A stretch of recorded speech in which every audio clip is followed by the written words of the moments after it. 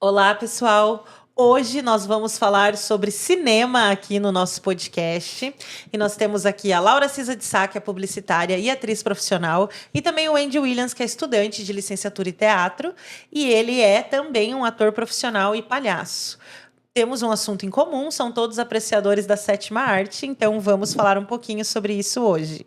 Sobre o cinema, sobre o Oscar e storytelling e todas essas questões que envolvem profundamente a sétima arte. Então sejam bem-vindos. Obrigado. E para começar, então, vamos começar dessa questão do storytelling, certo? Porque muito tem se falado sobre isso. E às vezes eu acredito que fica um pouco no campo da imaginação, a gente não traz para o concreto o que realmente significa o storytelling e qual é a importância de sabermos contar uma história dentro do cinema, do teatro, da música, da produção de conteúdo em geral. Livros. Sim. Então, ó, eu vou falar aqui brevemente uma descrição sobre o que é storytelling, porque é verdade, a gente vê muita gente falando sobre isso e às vezes a gente fica um pouco por fora, a gente fica, o que é storytelling? Storytelling, traduzido lá, literalmente ali, vai ser contar histórias, né? Contar histórias. Mas storytelling é um processo de criar e compartilhar histórias que têm significado, propósito e emoção, utilizando uma combinação de elementos como personagens, conflito, narrativa, tema e linguagem. E aí você tem todos esses... Olha, são 5 pontos, basicamente. Personagens, conflito, narrativa, tema e linguagem. Então, é como se fosse os pilares de construção de uma história. Né? O storytelling, ele não é uma coisa só. Ele é uma junção desses fatores para que você tenha histórias que são mais densas, que elas são mais... bem produzidas, que elas sejam mais interessantes pela profundidade que elas têm, né? E não necessariamente o storytelling, ele tenha uma perspectiva, igual ela falou, né, de 5 pilares, e que eles são, assim, nessa ordem, porque dependendo até da cultura do país, da nação, ou da pessoa que está produzindo essa história, vai mudar. Porque a nossa forma de ver o cinema e ver as histórias aqui ocidental é diferente do oriental. E até mesmo no ocidental, indo um pouco para a Europa, é muito diferente como eles visualizam as histórias, culturalmente falando. Então, o storytelling é essa forma de se fazer, né? A forma de se alcançar uma história, uma narrativa e ter uma boa... mensagem ali no sentido de recepção, exatamente, do que está sendo trazido à frente, né, à tela, ou ao livro, ou até mesmo em conteúdo. Muito hoje também se fala no conteúdo do storytelling para marketing, para venda, para como você... Para criação de conteúdo. Criar um conteúdo, uma base de alguma coisa que chegue, né? Que chegue até aquele público, que chegue até alguém de uma forma bem... mais real né? E profunda. É o que atinge, né? É o que consegue conectar. Se conectar. E falando um pouquinho do storytelling dentro do Oscar até, a gente tem alguns filmes aí que a gente estava conversando antes, que foram os filmes mais premiados da história do Oscar, que é O Senhor dos Anéis... Ben-Hur. E Titanic, né? O que essas histórias, na opinião de vocês... Vamos começar pelo Senhor dos Anéis, porque eu sei que o Senhor dos Anéis já começa profundamente, assim, sobre uma reflexão, sobre valores, virtudes, amizade. E o que o Senhor dos Anéis tem que fez ele chegar em tantas pessoas? Nossa, acho que são vários fatores, né? Quando a gente começa a pensar assim, se a gente começar pelo básico... Você tem uma jornada do herói dentro do Senhor dos Anéis, mas não é só pela jornada do herói que essa história deu certo, né? Você começa ali, vamos pegar o Frodo. É uma pessoa improvável, ele é parecido com uma criança, os hobbits, né, são parecidos com crianças. Ele é pequeno, ele não é um cavaleiro, ele mora num condado, que é uma vida de tranquilidade e paz. Então, ele é um personagem pacato, se a gente pensar nele assim. E aí ele recebe uma missão de destruir o anel.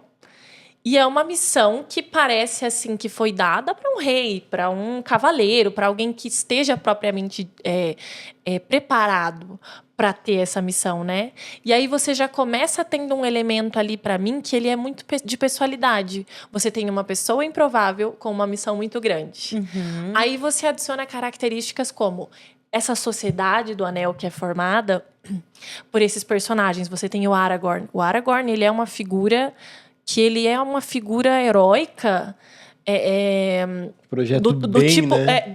de um bem único, do tipo que você quase não vê mais nas histórias também. Sim. Ele é um ideal de justiça, um ideal de lealdade, o ideal de um homem que sabe que ele tem que fazer o que é certo, né? Então, esse tipo de herói você quase não tem mais. E eu acho que isso foi o que também atraiu muito as pessoas para a história do Senhor dos Anéis. E aí, dentro dessa missão, você tem vários outros personagens. Você tem o Legolas, que é um ser considerado perfeito, porque é um elfo. Mas ali você começa a ver que, com toda a perfeição dele, ele também tem as suas dúvidas. Ele também é temeroso pela vida dos amigos. Você tem um conjunto de amigos que são totalmente diferentes, mas que se unem por um propósito em comum. E eu acho que todos esses elementos, eu acho que o mais importante deles também é quando o Frodo chega para a missão final dele, ele tem dúvidas se é aquilo que ele deve fazer, né? Porque o anel, espero que todo mundo saiba dessa história, né? Pra gente não dar spoiler. Tem spoiler, gente. Mas quando ele chega para destruir o anel ele exerce um tipo de poder sobre as pessoas. E ele é tentado a não jogar esse anel. Ele é tentado a manter esse poder para ele. Então, isso é muito humano também, da parte dele, né? E eu acho que toda essa junção de fatores do Senhor dos Anéis faz com que as pessoas se relacionem com isso. E aí a gente pode pensar, mas são seres mitológicos. Não existem elfos, não existem hobbits, não existem... Mas aí você tem uma suspensão da descrença tão forte, porque os personagens são tão densos. Existe um storytelling tão bem pensado naquilo que vai ser feito, que você se vê acreditando naquele mundo, acreditando naqueles personagens, espelhando características suas em alguns personagens, tanto para aspectos que são bons, quanto para aspectos que são ruins. Sim. Então, eu acho que é isso que faz com que as pessoas se envolvam dentro dessa história, porque aí você consegue pensar em todos os detalhes técnicos. O figurino é lindíssimo, a fotografia é belíssima, e a trilha sonora é muito bem feita, os atores são incríveis, né? A seleção desses atores foi muito incrível. Então, ele é um projeto que ele é muito bem condensado, assim. Ele é um projeto que as pessoas admiram, e eu acho que essa história também ela é tão carregada de sentido e de valores e de uma mensagem clara sobre o heroísmo, né? Sobre a capacidade do ser humano de se sobrepor à sua situação. E eu acho que isso fez com que O Senhor dos Anéis fosse uma história que as pessoas até hoje se apaixonam por essa história, Sim. né? Sim, eu vi um crítico falando que, apesar deles serem elfos e ser uma história de ficção, as virtudes que eles carregam dentro da história, como amizade, lealdade, as pessoas vão se identificar. Claro. Então, independente de como você está contando essa história, o que está sendo trazido nela vai trazer essa identificação com o público ou esse afastamento, né? Sim. Exato. Então, essa coisa da lealdade, da irmandade, com certeza as pessoas têm alguma identificação com a história. Com E certeza. aí elas entram na história. Lógico. Eu acho que basicamente essa última frase, entrar na história, é o que faz uma história uma boa história. Porque é você fazer parte daquela história. É pensando nisso mesmo, são elfos, é um mundo fantástico, é um mundo onde as coisas elas são ficção. Só que aquilo é tão bem feito, é tão bem trabalhado, cada personagem com uma característica, com uma personalidade, que nos torna tão próximos. Aquilo ali parece que até mesmo tem uma relação, falando sobre críticas, uma relação entre assistir um filme em casa e assistir um filme no cinema. Sim. Assistir um filme em casa nos torna um pouco solitários, no sentido de que você tem aquela reação individual. Só que quando você assiste dentro de um cinema, você tem uma reação coletiva, é algo que aquilo abarca, assim, e esse tempo onde foi estreado, né, e tal, O Senhor dos Anéis, Sim. era muito comum as pessoas se reunirem em cinemas. Sim, eu Era assisti O de se- Retorno do Rei no cinema e foi... Nossa, foi Então, animal. Celebração. Era de se esperar, assim, você ficava ansioso, pensando, cara, vai sair, vai estrear tal dia, não sei o quê. Além disso, né, por conta da história, porque aquilo ali já te levou uma primeira vez pra dentro da história, e você quer voltar para aquilo, porque ela tem tudo que você ou gostaria de ser, ou gostaria de não se tornar. Que é basicamente isso, é esse confronto real, assim, entre o bem e o mal, muito Sim. claro, muito simples, que as pessoas, elas têm a dúvida, a dualidade ali, mas tem uma característica nessa história em si que eu acho que ela também carrega muito, é uma definição muito clara de quem são.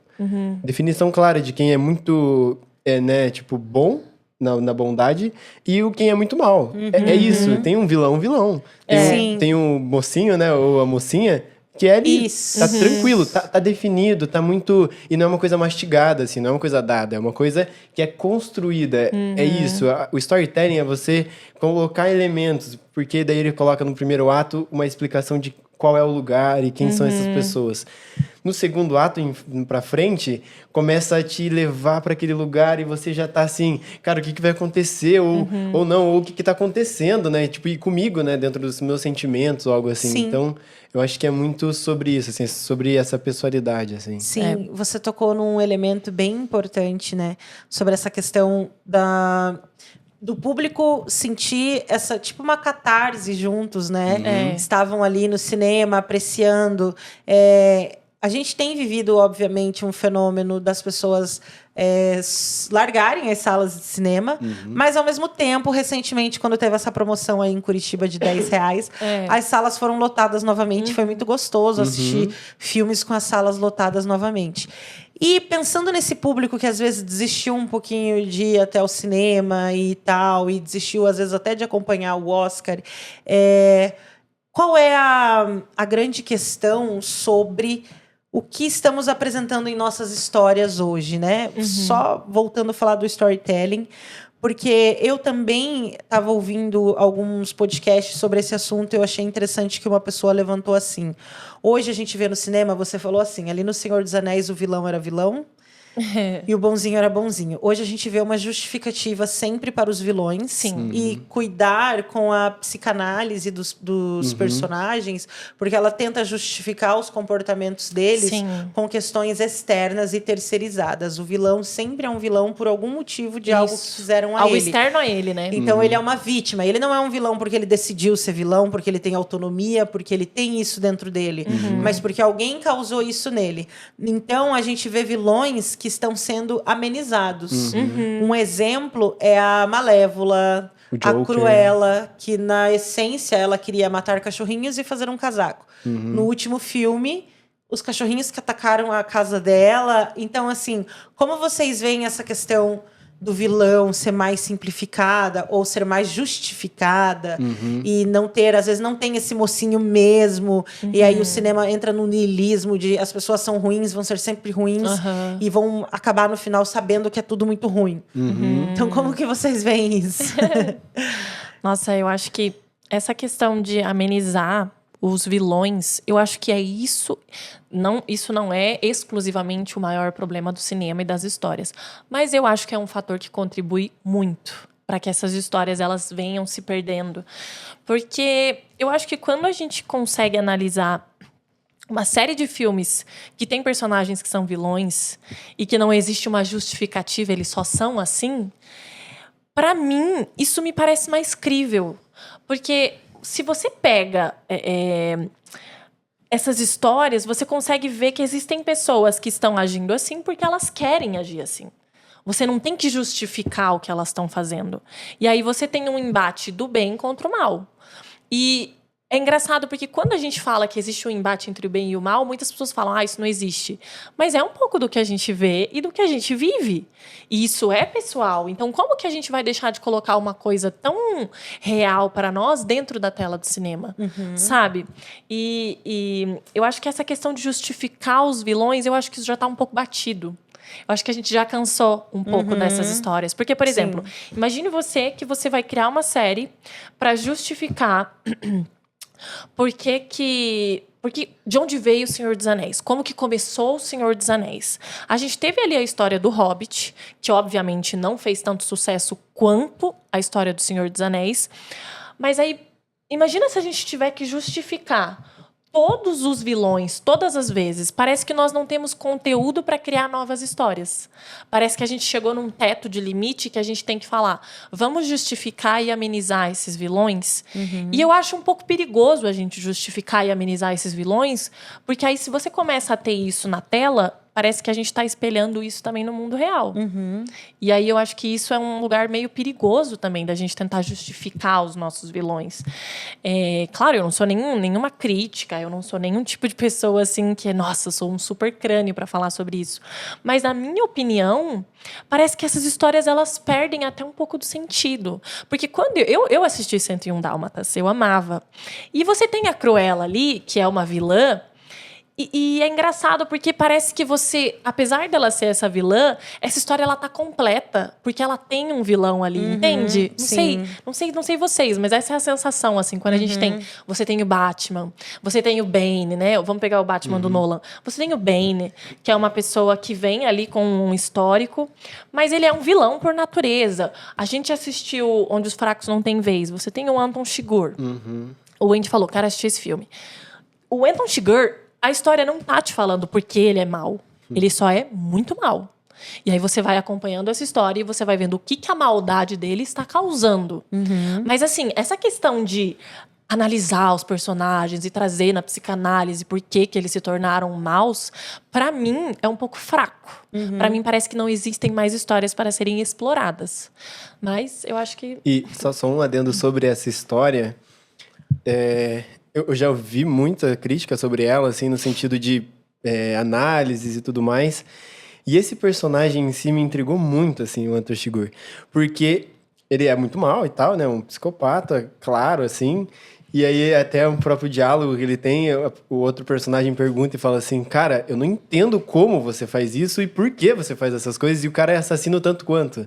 E aí ele não entende a psicologia, né? O jeito de pensar dele, por que ele age dessa forma. Mas eu acho interessante porque daí tem um personagem que ele é o que leva a história, né, adiante. Esqueci o nome dele, mas é o cara que pega a mala de dinheiro. O Josh Brolin. Isso. Ele é mau. Mas você fala assim, mas ele parece um pouco bonzinho, não sei o quê. Não, ele é mau. Ele tem raízes de ruindade, assim, né? De uma pessoa que tem ações ruins. Interesses próprios e tal, e nananã. E como que a gente sabe disso? Porque tem um Anton Chigurh que ele não tem limites pra maldade. Você tem um nivelamento muito bom dentro dessa história. Daí você vê uma pessoa que é a esposa desse... Do Josh Brolin. Do Josh Brolin, que ela tem uma essência pura, uma essência de uma pessoa que ela tem qualidades morais mais definidas.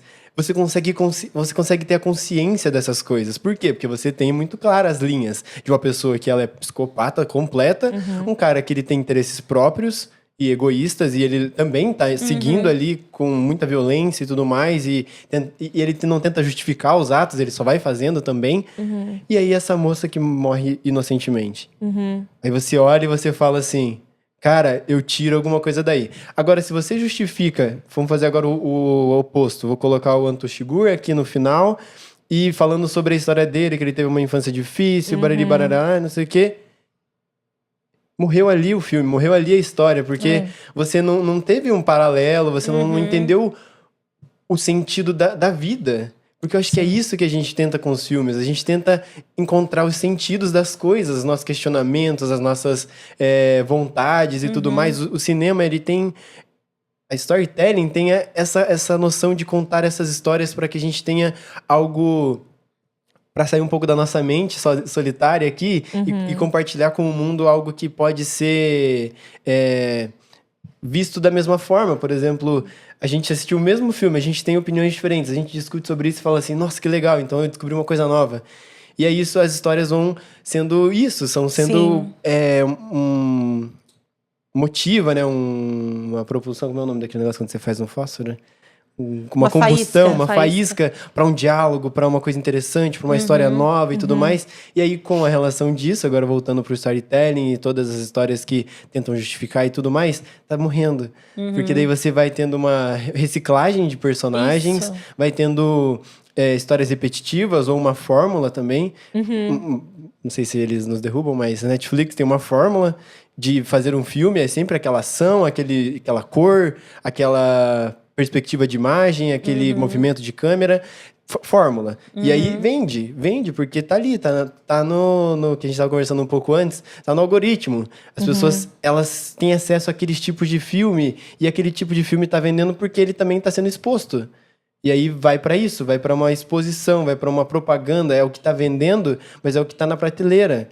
Não é o que está vendendo porque está exposto muita coisa, um catálogo super grande de coisas diferentes. Eu tenho um cinema europeu, eu tenho um cinema indiano, Bollywood. Não chega pra gente um filme de Bollywood assim, ou até lá da Nigéria, que tem uma outra grande produção de cinema. Não chega. Por quê? Porque a gente não tem esse acesso e aí as histórias vão morrendo. Porque daí as histórias são sempre as mesmas e você vai ficar escutando a mesma história até quando? Sim. Essa questão do storytelling, a gente estava falando anteriormente, né? Que tem 5 pontos. A Laura já vai falar um pouquinho sobre isso, mas eu acho legal que essa capacidade de contar uma boa história, se conectar com o público, você pensa o seguinte... Quando você era criança, o que te marcou na tua infância, né? O que te marcou na tua infância foram momentos que tiveram sobre uma forte emoção, tanto positiva quanto negativa. Um momento que você passou medo, um momento que você ficou muito feliz. E essas histórias que nos marcam e que às vezes você fala assim, que é uma coisa muito louca. Eu fui no cinema semana passada, não lembro que filme eu assisti. Ou eu não lembro, se eu não fizer uma lista dos filmes que eu sempre escrevo lá, os filmes que eu assisti, eu não lembro. E às vezes eu vou olhar a lista e falo, nossa, é verdade, eu assisti esse filme, porque não marcam, muitos não marcam. Então, o que marca realmente é aquele que se conectou com essas emoções. Não necessariamente, como a gente estava falando ali, o filme precisa ter um final feliz, mas eu acredito que a história dos personagens, de alguma maneira, tem uma redenção. Você consegue acreditar, porque as pessoas também estão um pouco cansadas dessa coisa de a vida é ruim, você vai ver que a vida é ruim no cinema e se espelha aqui, porque nada vai mudar. Eu acho que as pessoas também estão um pouco cansadas de não serem inspiradas com o que elas veem. Porque esse momento de assistir a um filme, ele pode mudar muitos mecanismos dentro de você, de como você enxerga a vida, de quais são os seus valores. Então, ele tem essa carga muito importante. E essa questão de... que a gente tem batido nessa tecla, né? Contar uma boa história, histórias que nos marcam. Alguns gênios conseguiram fazer isso de maneira simples até, né? E às vezes a gente fica buscando uma fórmula de fazer isso até no conteúdo que a gente gera semanalmente nas nossas redes sociais e tal. Buscar essa maneira de se conectar com as pessoas. Sim. Então, eu acredito que este é um ponto, assim, extremamente crucial que às vezes é ignorado por nós, como artistas, como diretores, como quais são os objetivos, e às vezes o objetivo não é o público, às vezes tem outros objetivos por trás, e isso vai imprimir, né? Vai imprimir. Então, essa importância de contar uma boa história, seja no cinema, eu quero só relatar uma pequena experiência que vocês estão nela também, que a gente tem uma peça de teatro chamada Árvores de Pérolas, que ela tem ali 5 personagens. E esses dias, o Ted, que é o autor da peça, né, falou... Cara, eu não entendo. Na verdade, não só esses dias. Eles geralmente vêm com isso. Eu não entendo porque essa peça fez sucesso, assim, no sentido sucesso, para mim, alcançou o público. Então, assim, todas as vezes que ela foi apresentada, a gente teve uma reação muito forte do público. Das pessoas virem emocionadas, conversar com a gente, das pessoas nos abraçarem, das pessoas... E até hoje, apresentando várias peças depois dela, eu ouço pessoas falando... Ah, legal, mas a melhor peça que vocês já apresentaram até hoje foi o Árvores de Pérolas. E quando eu penso no storytelling, basicamente a história do Árvores de Pérolas são pessoas com problemas emocionais que estão ali se expondo, um palhaço que tem depressão, uma bailarina que tem anorexia, um soldado que está numa guerra fantasma, uma escritora que está se sentindo fracassada, e essa menina que sofreu um trauma, que é a personagem principal. E aí eu estava pensando nesses pontos do storytelling para entender por que o Árvore de Pérola se conectou tanto com o público, e eu pensei nisso. Eu falei, peraí, tem um personagem principal ali, que é um dos principais, que é o Vitor Campanato, que é um médico frustrado, sofreu abuso na infância, que no final ele desiste de tirar a própria vida, e ele encontra esperança ao encontrar essas outras pessoas que também estão vulneráveis e fragilizadas, mas que falam, você não está sozinho na vulnerabilidade e na fragilidade. Então ele encontra essas pessoas, ele desiste de tirar a própria vida, e aí a peça termina com essa reflexão. O que ainda vale a pena, quais são as coisas simples do dia a dia que ainda nos maravilham. E aí eu acho que está nesse lugar as pessoas se conectarem tanto, porque ela vai assistir, ela vai falar, em algum momento da minha vida tive um distúrbio alimentar, em algum momento da minha vida me senti forçada por alguém a acreditar em algo que eu não acreditava. Então, quando chega no final e esse personagem desiste da morte, as pessoas já estão juntos. Sim. Então, eu acredito que isso, para mim, quando eu fui entender o storytelling, porque a gente fez ali espontaneamente uma peça com o que nós estávamos vivendo e sentindo naquela fase, já faz 10 anos, e ainda as pessoas falam, legal, mas aquela peça foi a melhor.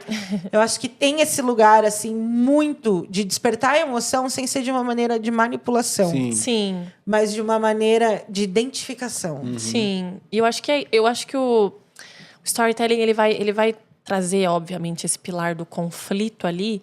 E eu acho que isso é uma coisa que ela não pode ser ignorada. Porque todos nós temos conflitos. Essa que é a verdade. Se você pegar o Árvores de Pérola, cada um deles tem um conflito. Os conflitos, eles nos movem a fazer coisas. Podem ser coisas boas, ou coisas ruins. Mas eles movem o que nós fazemos, né?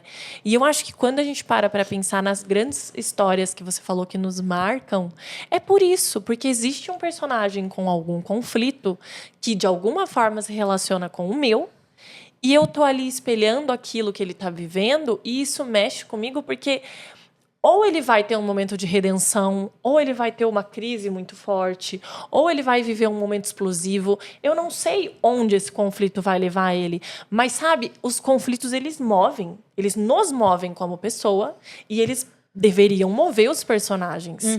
E eu acho que é isso que faz com que essa pessoalidade, essa questão de identificação seja tão forte. E eu acho que isso é uma coisa que a gente, de uma certa forma, parece que a gente perdeu um pouco isso nas nossas histórias, né?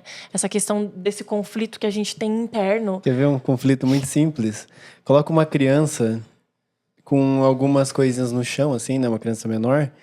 Ela vai gerar um conflito. O tédio vai gerar um conflito nela de tipo, cara, tá tedioso aqui. Eu vou pegar e vou brincar com essas coisas aqui no chão. Isso vai gerar um conflito. Teve que decidir, teve que agir. Ela teve que sair de uma zona de conforto ali, de estar no tédio, ou até de desconforto. E gerou e fez. É um storytelling aquilo ali, dela ali, tipo, né? No sentido de criou aquele conflito, resolveu aquele conflito com uma brincadeira, com, sei lá, alguma coisa que ela gerou ali naquela motivação, assim. E as motivações, né? Eu acho que eu consigo pensar nos personagens que me marcaram, sendo personagens que eles não necessariamente são sempre o Aragorn, né? Que é um ideal. O ideal, eu olho pra ele e falo, nossa, eu gostaria de caminhar nessa direção. Mas esse personagem que também não é o ideal, ele me mostra e me revela coisas que eu posso olhar e falar, nossa, eu poderia ir por esse caminho, dependendo das minhas escolhas. Ou, nossa, eu não vou tomar esse caminho. Ou, eu quero ajustar assim a minha vida. Ou, eu quero ajustar assim a minha vida. Porque como eles estão trazendo as motivações, os conflitos, isso torna isso muito real. Sim. Ontem a gente assistiu O Gênio Indomável, que é um filme lindo. É um personagem em conflito. Você tem ali que ele é um gênio? Sim, Laura, mas nem todas as pessoas são gênios. Mas talvez a gente não está olhando para isso de uma forma certa. Você tem a sua genialidade na sua área, eu tenho na minha, ele tem nela. Nós temos essa capacidade de sermos geniais. E daí esse personagem, ele é agressivo. Ele se mete em confusões, ele já foi preso, ele tem uma série de coisas que agem como proteção na vida dele, querendo ou não, e ele já vai né? encontrar toda isso que a gente estava falando sobre a justificativa, né? Porque ele tem, entre aspas, um meio onde o psicólogo conversa com ele que ele poderia justificar todas essas ações dele.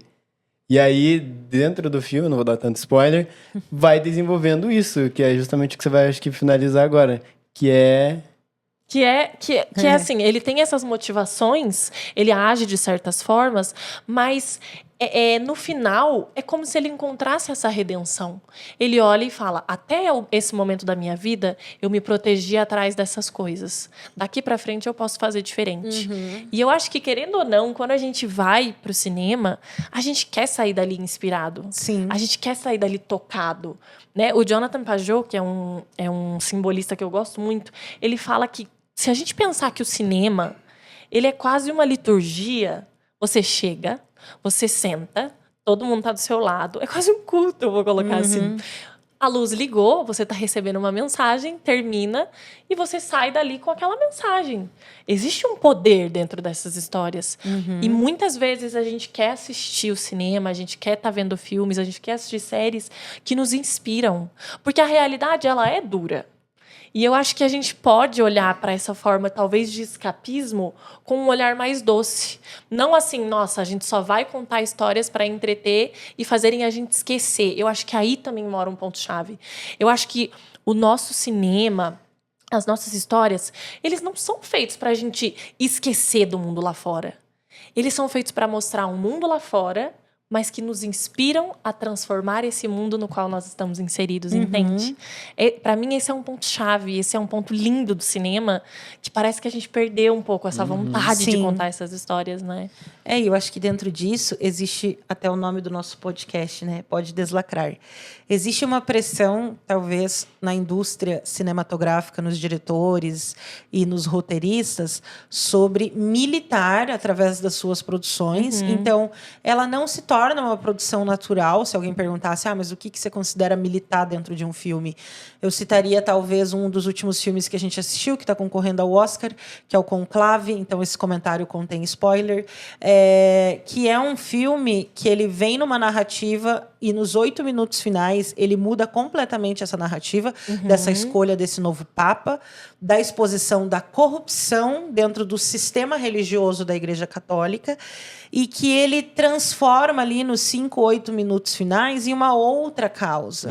Então essas causas, elas não se tornam naturais dentro do filme. Você pode falar como um filme Selma, que fala sobre a história do Martin Luther King, e você pode falar sobre a causa dos negros nos Estados Unidos e toda a perseguição que eles sofreram de uma maneira extremamente clara e de uma forma que as pessoas entendam e compreendam o quanto o racismo é terrível. E você também pode, como aconteceu em outro filme que eu assisti recentemente, ele tá num objetivo da história e no meio da história ele insere o racismo sem ter tido uma introdução daquela história do racismo. Ele joga lá dentro o racismo e tira da mesma maneira que ele jogou lá dentro. Parece que ele cumpriu, e eu acredito que até existe isso hoje, né? Ele cumpriu uma questão cota, que ele né? precisava falar sobre o racismo dentro daquele filme. Ele precisa falar sobre algumas questões que estão em pauta de polêmica ou de alguns assuntos que estão sendo falados no momento. E aí esses filmes não têm se tornado filmes naturais que falam sobre esse assunto. Eles falam forçadamente. Sim. Então, o Oscar, com certeza, vai espelhar esse momento político, esse momento que o mundo vive e que está tentando agradar essa questão da militância e que se perde muitas vezes na narrativa. Você pode abordar todos esses assuntos de maneiras muito mais profundas e maneiras coesas do que você joga lá no filme e fala, cumpri a minha parte aqui, falei sobre racismo, falei sobre essa questão. E, na verdade, não falou, porque jogou de maneira superficial. Porque teve filmes até no próprio Oscar há um tempo atrás que usaram de uma maneira mais inteligente esse próprio assunto, Green Book.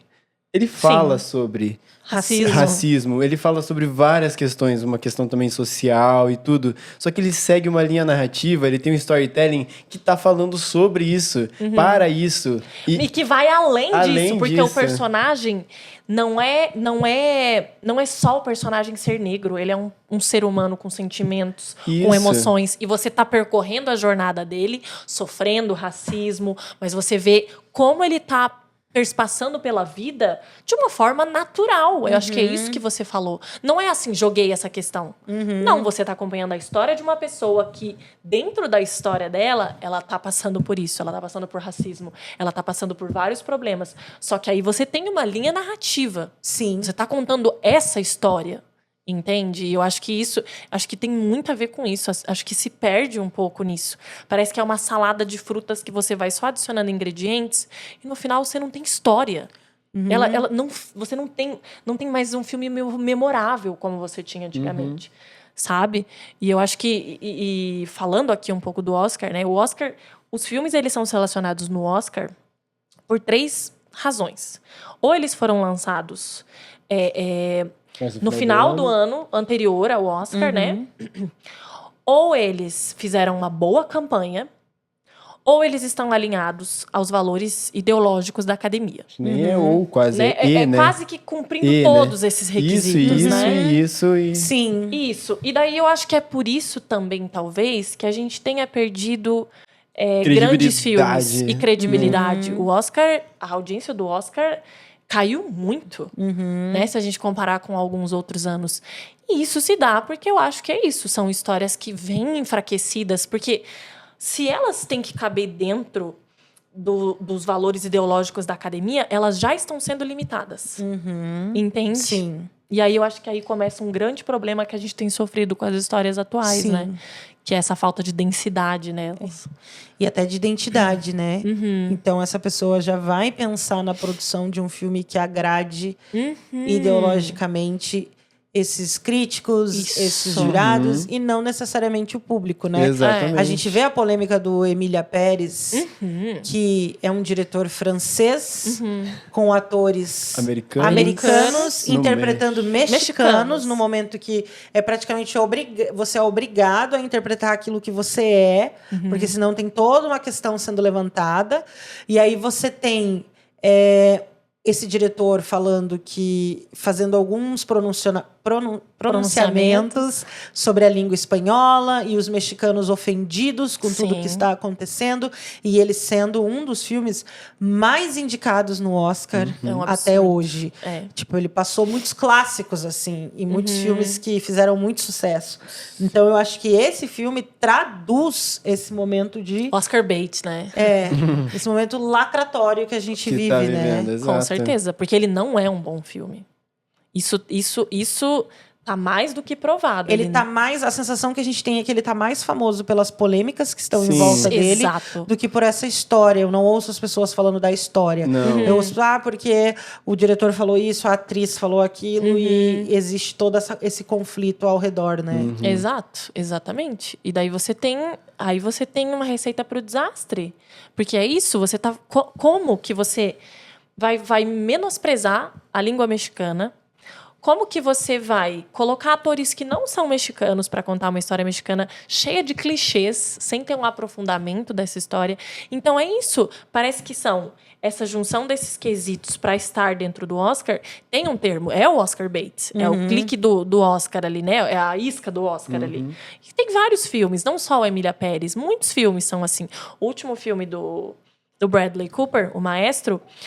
Ouvi várias pessoas comentando também, Oscar bait, porque ali é uma grande produção, tem um ator muito bom, que é o Bradley Cooper. A direção do Bradley Cooper é boa, mas assim, o filme, a história, ela não tem um desenvolvimento profundo desse personagem. Sim. É mais assim, parece de verdade que nós vamos lançar no final do ano, ele vai seguir essa fórmula pra chegar no Oscar. E não chegou. Daí flopou.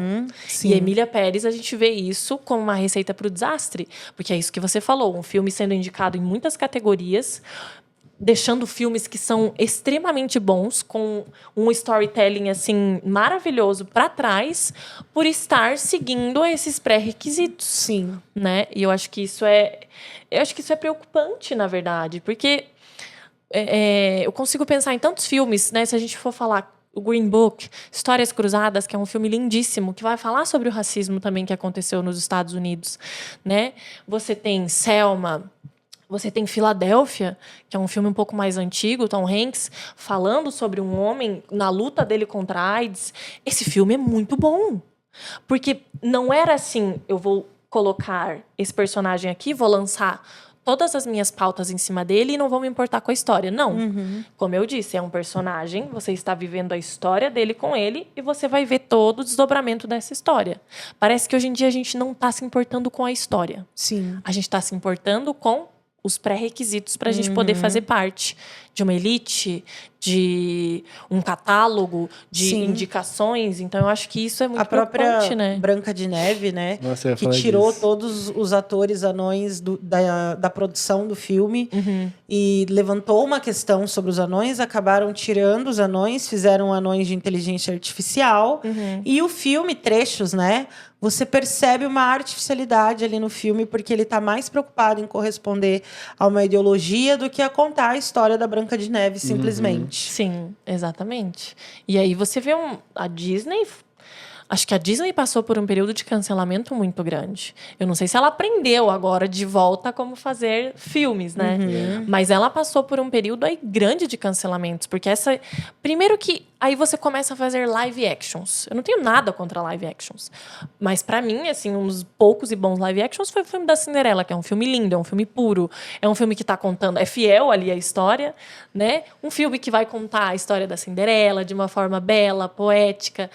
Mas ali, pra mim, acho que parece que foi o último live action que deu certo, assim, por essa receita clássica. Nós já temos essa história. Vamos contar essa história de uma forma mágica que as pessoas já conhecem. Né? Eu acho que a nossa grande emoção de um live action é falar: nossa, isso aqui era um desenho, agora eu vou ver como filme. E aí, se você começa a adicionar elementos para transformar essa história, será que não seria mais fácil a gente escrever uma história nova? Sobre aquilo ou Sobre para aquilo, aquilo, né? né? Sim, Tem muito isso exato. da substituição das coisas, né? Já que quer uma Branca de Neve, sei lá, diferentona, faz sei lá, Verde de Neve, sei lá, alguma coisa que é diferente Que e tira sobre mesmo aquilo, a história tira original. a original. Porque eu acredito que existem as releituras, o mundo progride, o mundo se moderniza, mas dentro dessa modernização, então, existem novas histórias a serem contadas. Com certeza. E não apenas pegar as antigas e tornar elas modernas, Sim, né? exato. Então, isso é um assunto bem interessante, porque vamos falar um pouquinho, dentro disso tudo que nós estamos abordando, do cinema nacional. Que tem um filme concorrendo ao Oscar, uma excelente atriz concorrendo ao Oscar, que é a Fernanda Torres. O Ainda Estou Aqui é uma ótima produção, assim, é um filme que realmente surpreendente. Ele fazia muito tempo que eu não ia numa sala de cinema, que estava cheia e que as pessoas ficavam em silêncio. Nossa. Terminou o filme, foi um silêncio na sala de cinema, assim, parecia que estava todo mundo refletindo sobre aquela história que tinha acabado de assistir. Então, o Ainda Estou Aqui está lá representando o Brasil no Oscar, está indicado como melhor filme estrangeiro, melhor filme, atriz, a Fernanda Torres como melhor atriz. Realmente é um filme muito bom. Apesar de trazer em entrevistas junto com esse elenco, com Walter Salles, na minha opinião, irrealidades sobre... Nas entrevistas, porque o filme, sim, conta uma história real, é uma história verdadeira, o desaparecimento e assassinato do Rubens Paiva. Mas nas entrevistas lá que foram feitas nos Estados Unidos, talvez em outros países também, por onde eles estão percorrendo e divulgando o filme, eles trazem uma questão de que o Brasil viveu recentemente uma ditadura, né? E aí isso já traz a opinião pessoal deles, que com certeza está ali no filme também. E aí já traz questões para questionarmos até que ponto vivemos uma ditadura recentemente. Sim. E talvez um público um pouco mais crítico assista e fale: peraí, eu achei essa produção incrível, mas eu separo as coisas. Essa entrevista do Walter Salles falando que vivemos uma ditadura recentemente, não acredito que tenha sido exatamente assim e que talvez esteja faltando a verdade em alguns depoimentos. Mas isso separando a parte técnica do filme. Sim. Porém, fora, né, essa grande produção do Ainda Estou Aqui, na verdade não é nem sobre algo polêmico que eu quero falar, trazendo o cinema nacional, ou talvez seja. O próprio brasileiro deprecia o cinema nacional, e é comum nós ouvirmos as pessoas falarem: eu não assisto filme nacional, tem muito palavrão. Essa é a frase que eu acho mais interessante. Porque o filme hollywoodiano tem muito palavrão. Só que às vezes você não é um nativo da língua inglesa ou não é um fluente na língua inglesa e não é uma pessoa bilíngue e não sabe o que está sendo falado ali, porque a Na legenda eles vão vai amenizar. mudar. Dá uma ou amenizada, dá um... na dublagem vai mudar. Então, assim, este não é um argumento que o cinema nacional fala palavrão, porque o cinema internacional fala palavrão também. Então, eu acredito assim, a gente desmerece o cinema nacional. O cinema nacional está em desenvolvimento. Superproduções Sim. como Ainda Estou Aqui mostram que a gente tem capacidade, mas que a gente, como brasileiros, às vezes, não valorizamos a nossa própria sétima arte aqui. E vocês, com certeza, já assistiram vários filmes brasileiros. Sim. Eu tenho muitas questões e críticas sobre muitos filmes que eu assisto, não só brasileiros, mas eu acredito que ainda me ocorre um nervosismo quando ouço as pessoas falarem isso. Cinema nacional é ruim. Porque daí você vai ver que elas assistiram 2, 3 filmes... E foi isso. E foi isso. E é claro, eu acho que existem muitas questões. A gente tem que abordar muito mais histórias. A gente, às vezes, resume na favela, no tráfico e na própria ditadura. corrupção também. Né? Mas eu acredito que nesses temas a gente fez muitas boas produções. Claro. E acredito que podemos ir muito além. Mas falem um pouquinho sobre o cinema nacional. Filmes que marcaram. Olha, tem um filme brasileiro que eu gosto muito. É O Palhaço. Nossa, Do você ia falar Celton desse. Mello. Você tinha que falar do liquidificador. Não, Reflexões de um Liquidificador é um filmaço que poucas pessoas assistiram Que é o Celton também. Mello fazendo Que é o papel. Celton Mello e a Marieta Severo. Eu acho que o cinema brasileiro não tem como a gente pensar que é uma coisa que faz, né? Ele não ter um crescimento assim tão rápido e acelerado. São várias.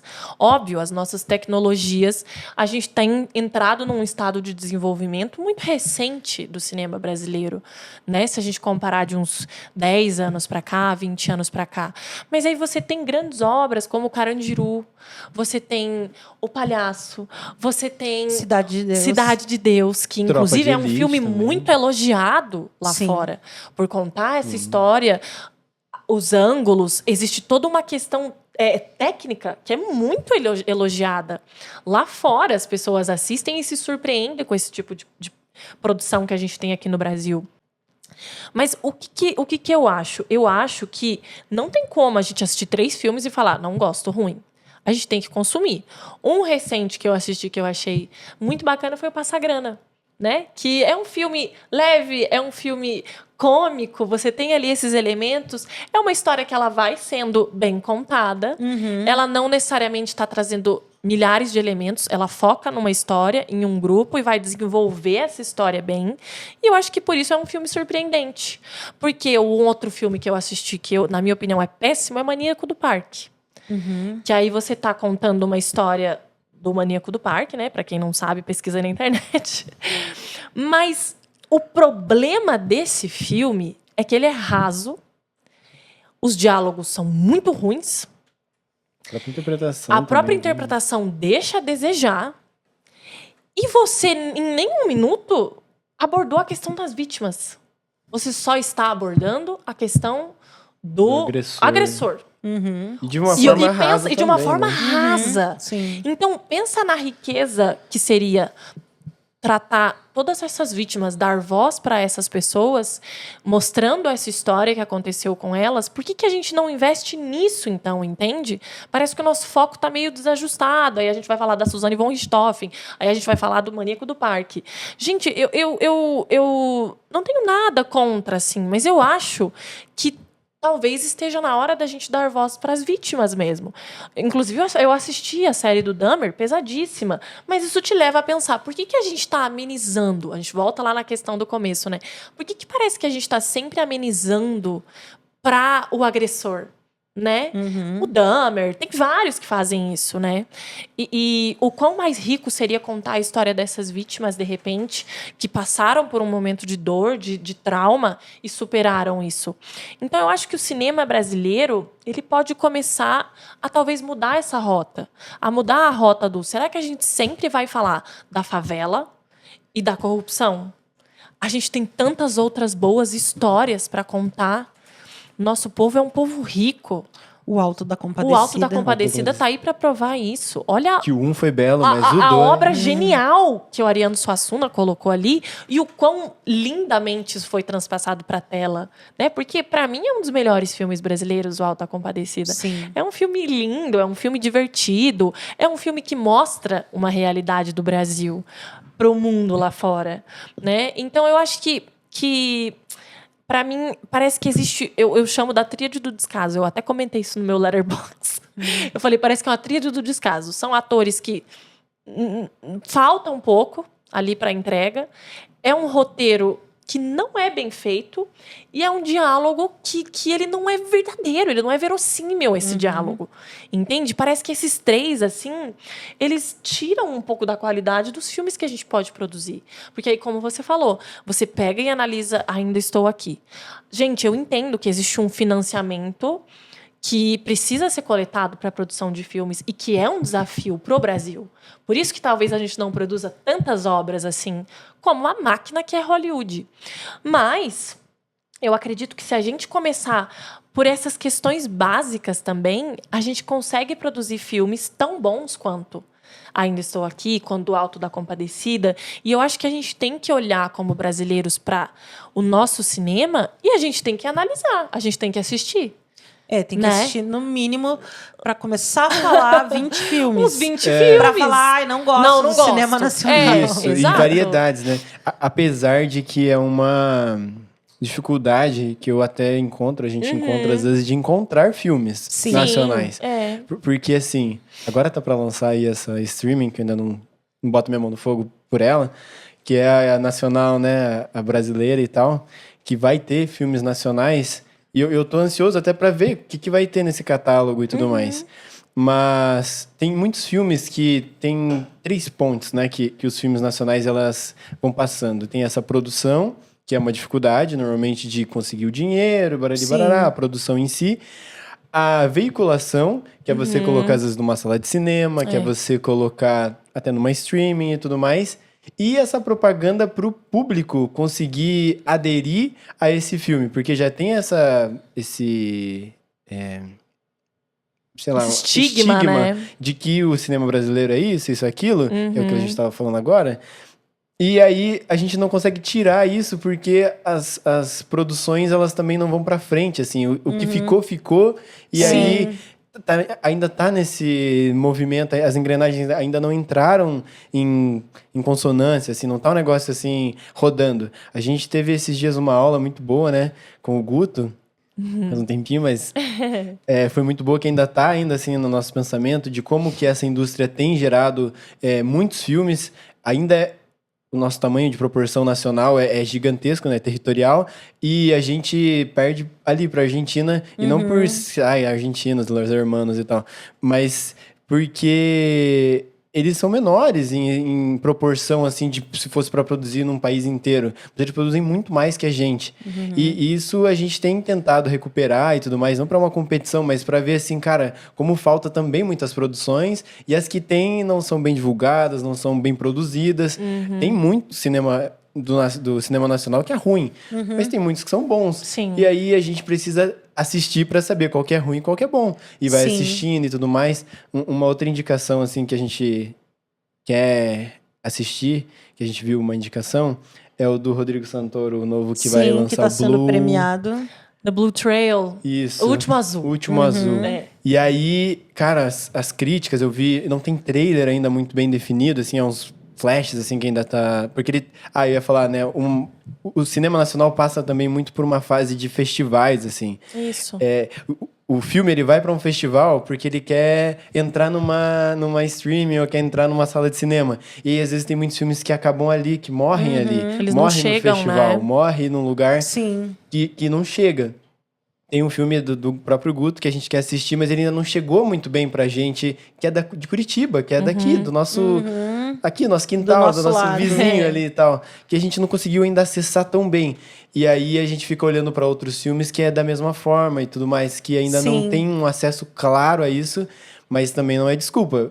Tá aí, o Google... Esses dias eu vi uma dica muito legal sobre o ChatGPT, fazendo propaganda. Que você colocando ali e tal, onde assistir, ele vai te dar algumas opiniões, opções, daí você fala, eu quero semelhante a esse, já que, sei lá, você gostou de um tipo de filme, o Auto da Compadecida. Aí você coloca lá como parâmetro de busca, você vai Filmes buscar parecidos, filmes né? parecidos e onde assistir. Legal. E aí você consegue achar num site, tem sites, por exemplo, o Mercado Livre, não sei se eu posso ficar lá falando essas coisas, mas Não, a gente- o Mercado Livre tem filmes gratuitos. E a gente... Gratuitos. E aí a gente assistiu o Gênio Gênio Indomável. Indomável lá. E aí foi tipo um negócio assim, cara, que legal. É um lugar onde você tem De um acesso, né? você consegue assistir um filme que é muito bom. Sim. E lá também tem filmes nacionais. E aí a gente vai olhando e tendo possibilidades. Não é uma coisa que vai interromper, né? Então, Sim. eu acho que uma dica é essa, de 20 filmes, pelo menos, assistir nacionais. Dois Caipiras é um deles. E aí Cure e tudo mais que a gente tem produzido.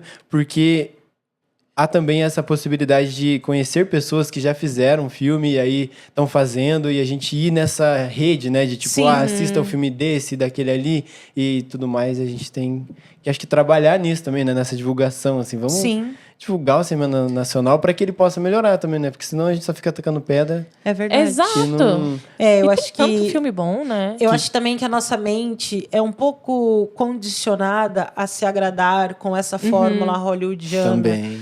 Então a Com gente certeza. quer ela em todos os filmes. E aí, quando você começa a explorar um pouco do cinema europeu, do próprio cinema aqui da América Cinema do iraniano, Sul, cinema da América do Sul. aí você vai se surpreendendo no Sim. caminho, né?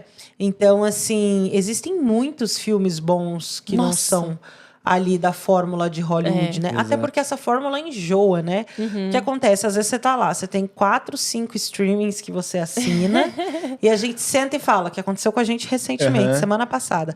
Vamos assistir um filme? A gente não achou. consegue achar um em 5 plataformas. Exato. É. Então, assim, e às vezes assiste e fala, meu Deus, que loucurona isso aqui. Então, assim, eu acho que ampliar também os horizontes, Sim. incluir o cinema nacional nessa ampliação de horizontes. Claro. Reconhecer que tem coisas que ele precisa melhorar, mas Claro. também aprender a apreciar aquilo que é feito por nós. Sim. Né? Porque é um caminho, é uma jornada, é um processo, tá aperfeiçoando. E esse filme aí do Rodrigo Santoro, Que ganhou, gente, Que ele ganhou- inclusive ganhou um Berlinale. Berlinale é um dos maiores festivais de cinema. Inglês, né? É alemão. Alemão. Então, assim, olha os lugares que esses filmes têm. Exatamente. Esse filme pareceu interessantíssimo. A gente É um fazia filme 8 sobre anos, 7 etarismo. anos que o Brasil nem chegava Não lá, né? chegava lá, né? Então, olha aí, a gente tem filmes. Rodrigo Santoro, ele tem mania de fazer filmes que ficam um pouco escondidos. Bicho de Sete Bicho de Cabeças. Sete Cabeças. Que é um filmaço, que ele tá super novinho, um excelente ator. Talvez, é porque eu acho que assim, como a gente só vai também para essa fórmula de que eu vou assistir o que está sendo divulgado, a gente perde a emoção de caçar novos filmes, Aham, né? sim. E eu acho que isso nos leva para Encontrar lugares tesouros. interessantes. Encontrar tesouros. O Palhaço é um filme que as pessoas não conhecem. É um filme lindo. Ele vai mostrar sobre a história de um palhaço, sobre todas as dificuldades que ele encontra ali no Bem circo, brasileiro, sobre bem brasileiro. paternidade, muito brasileiro. Elementos que nos fazem olhar e falar: nossa, o nosso país tem isso, né? O Bicho de Sete Cabeças vai falar sobre essa brasilidade. São filmes que são brasileiros. Inclusive, até eu assisti faz um tempo, O Lobo Atrás da Porta, também, que é a Leandra Leal, né? Se eu não me engano. É um filme de terror brasileiro. Com o Bruno Galhaço, não? Eu não lembro se é com Bruno Galhaço. Eu sei que é a Leandra Leal. Que é um Como que é o filme... nome desse filme? O Lobo Atrás da Porta. É um filme de terror, que é um gênero que está sendo pouco assim divulgado no Brasil, se a gente pensar na quantidade de filmes, mas a gente pode se atrever a escrever um terror. Essa é Uma Família Feliz, que vai ser lançado agora com a Grazi Massafera. Lançou, Ele foi, né? Ele também permeia por esses caminhos do suspense. Então, assim, eu acho que a gente também, como povo, como produtores, a gente pode se arriscar mais, né? Sim, A gente com pode certeza. sair dessa fórmula de, o que é o Brasil? É só a favela e o crime organizado. Gente, é muito difícil. Esses são os desafios do Brasil. Mas, assim, a gente tem outras histórias para abranger. Para explorar. Para explorar, né? E nisso nós temos muitos filmes bons, né? Pode ser que existam muitos filmes aí que a gente nem sabe Que que foram Com produzidos aqui no certeza. Brasil. e que abordam temas diferentes, mas é Sim. aquilo, não estão ali na roda da propaganda, que é uma roda mínima, né? Isso. Exato. Que são pouquíssimos que conseguem entrar Que nela. hoje domina o algoritmo, né? Exatamente. Que lança ali, vai te induzindo, querendo ou não, a assistir o que tá ali no top 10 Da Netflix. Da Netflix. Sim, vai te induzindo, exatamente. E para encerrar este bate-papo muito bom, que ele renderia muitas mais conversas, por isso que a gente tem voltado e retomado alguns temas, porque eles realmente rendem. Qual é a importância do cinema na sua vida? Como um apreciador e como um artista, que às vezes está lá do outro lado também. Nossa, eu já ia falar sobre isso, sobre o próprio palhaço.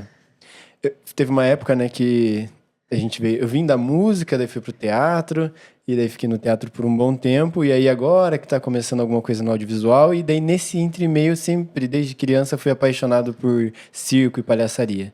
Só que daí, nesse entre-meio, foi uma coisa que eu fui meio assim, uma corda bamba, né? Falando de circo, meio na corda bamba. Vou, não sei o quê. E aí eu comecei a pesquisar muito mais sobre palhaçaria. E eu descobri o filme, então eu descobri com 20 e poucos anos. Então, tipo, é um filme mais antigo, mas ao mesmo tempo poderia já ter assistido antes, né? E aí eu pensei, nossa, vou assistir esse filme que fala sobre palhaço. E aí tem uma fala que me marca, assim, que toda vez eu tenho uma playlist que é do Plínio Profeta, que é o compositor, e aí tem uma música e eu sempre coloco essa música pra tocar porque eu sei que fala essa fala do pai. Ele fala: gatos bebem leite, ratos comem queijo. E eu sou um palhaço. Então, cada um tem uma função, tem um estilo. Então, sobre isso, né, sobre essa perspectiva de o que um filme pode te fazer na sua vida, isso me fez decidir quem eu sou, assim, no sentido do profissional. De que, quando eu encontrei daí a palhaçaria, nesse sentido, essa frase, cara, ela foi Fez latente. você Assumir a personalidade de falar assim, eu sou o Andy, e é isso que eu gosto de fazer, é isso que eu gosto de levar e tudo mais. Então, olha o poder de uma fala dentro de um filme que é muito bem feito, o poder da catarse de entrar naquele filme e daí ver uma perspectiva que também não é... Mostrou a realidade, não mostrou uma coisa utópica, assim, de, o palhaço feliz. Não, é um palhaço que tem suas nuances. E então, é isso, assim. E agora, dentro da tela, assim, é uma perspectiva muito diferente, assim, de você olhar e aí o que não é efêmero, que é diferente da outra arte que a gente sempre mais praticou, né, que é o teatro, que você fez ali e aí a próxima vez é uma nova, né?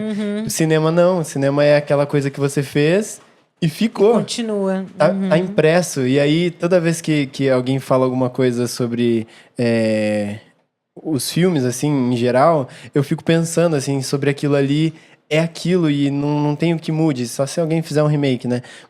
E pode piorar daí. Mas